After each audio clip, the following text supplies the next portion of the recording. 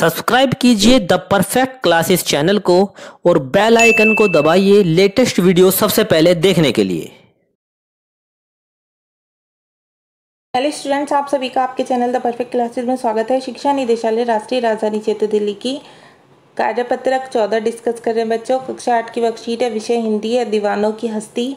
7 सितंबर 2021 की वर्कशीट है। प्यारे बच्चों, आपकी पाठ्यपुस्तक वसंत के पाठों पर आधारित इन कार्यपत्रकों के माध्यम से आपसे विभिन्न पाठों पर चर्चा की जा रही है। आइए इसी क्रम में आज दीवानों की हस्ती कविता की कुछ पंक्तियों पर चर्चा करते हैं। तो देखिए बच्चों, कविता है किस ओर चलें ये मत पूछो। मतलब हम कहाँ जाना है, हम कहाँ जा रहे हैं ये मत पूछो। चलना है बस इसलिए चलें, क्योंकि हमें तो बस चलना ही है, हमारा काम चलने का, इसलिए हम चलते जाएं। जग से उसका कुछ लिए चलें, जग को अपना कुछ दिए चलें। मतलब हम जिसकी जितनी मदद हो सकती है हम उसकी मदद करते रहें, और हमें जिसका साथ चाहिए हम उसका साथ भी लेते रहें। तो इन पंक्तियों का हम भाव पढ़ लेते हैं। इन पंक्तियों के माध्यम से कवि कहना चाहते हैं कि हम किस दिशा में जा रहे हैं ये हमसे मत पूछो, अर्थात हमारी मंजिल मत पूछो, हमारा ध्येय बस चलता जाना है।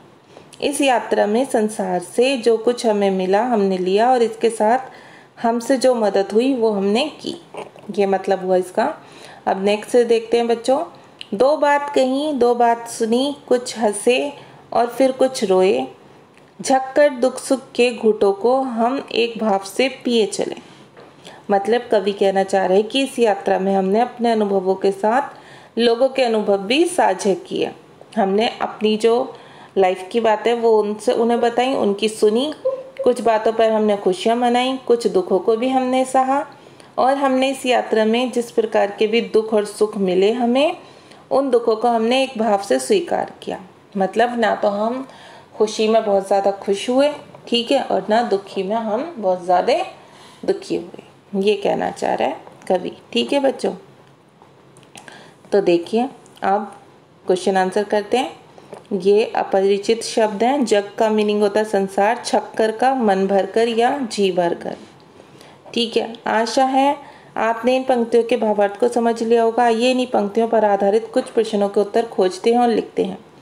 प्रश्न नंबर 1 है बच्चों, कवि अपने जाने की दिशा या मंजिल के बारे में पूछने से मना क्यों कर रहे हैं। तो ये 5 क्वेश्चन आंसर है, इनके आंसर देखते हैं हम, और एक गतिविधि भी है, इसका भी देखेंगे। कवि अपने जाने की दिशा या मंजिल के बारे में पूछने से मना क्यों कर रहे हैं। इसका आंसर है कवि अपने जाने की दिशा या मंजिल के बारे में पूछने से मना इसलिए कर रहे हैं क्योंकि उनका ध्येय बस चलते जाना है। प्रश्न नंबर 2 लिखेंगे, जग से कवि को क्या मिला। जग से कवि को सुख और दुख दोनों मिले। प्रश्न नंबर 3 लिखेंगे, दो बात कहने या सुनने से कवि का क्या आश्चर्य है। तो इसका आंसर लिखेंगे, दो बात कहने या सुनने से कवि का आश्चर्य है कि उन्होंने लोगों के कुछ अनुभव लिए और अपने अनुभव साझा किए। प्रश्न नंबर 4 है, कवि ने सुख और दुख को छक्कर पीने की बात क्यों की। तो इसका उत्तर लिखेंगे, कवि ने दुख और सुख को छक्कर पीने की बात कही है क्योंकि हमें संसार में सुख और दुख दोनों का ही सामना करना पड़ता है, इसलिए कवि कह रहे हैं कि दुख और सुख दोनों का आनंद लिया करो, ठीक है। अब प्रश्न नंबर 5 है, सुख और दुख को एक भाव से कैसे स्वीकार किया जा सकता है। तो इसका आंसर हम लिखेंगे, सुख में ना ही खुशी में नाचो और दुख में ना ही अपने मन को महसूस कर रहो। इसी तरह से एक भाव से सुख और दुख को स्वीकार किया जा सकता है।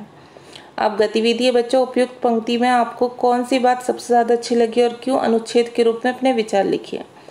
तो इसका आंसर हम लिखेंगे, उपयुक्त पंक्ति में हमें यह बात सबसे अच्छी लगी कि हमें सुख और दुख दोनों का ही सामना करना चाहिए। ना ही हमें सुख में बहुत खुश होना चाहिए और ना ही हमें दुख में हमें बहुत ज़्यादा दुखी होना चाहिए। ये सीखने को मिली हमें बात जो हमें सबसे अच्छी लगी। तो मिलते हैं नेक्स्ट वीडियो में। वीडियो अच्छी लगी हो तो बच्चों लाइक और शेयर कर देना। Okay, thanks for watching.